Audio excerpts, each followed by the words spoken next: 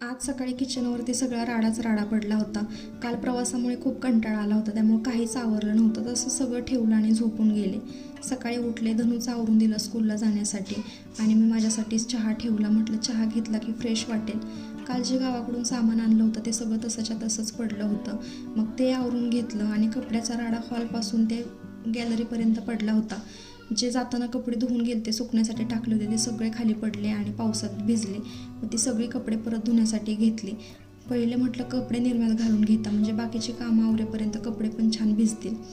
कपडे भिजत घातली आणि मग जेवण बनवायला घेतलं.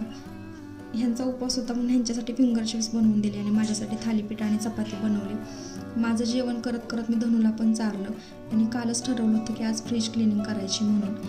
मग सगळी कडधान्य बाजूला काढली कारण भाजी ठेवायला जागा नव्हती फ्रीजमध्ये. आता फ्रीजच छोटा पडतोय. मग फ्रीजमधले सगळे ऑर्गनायझर पण घासून घेतले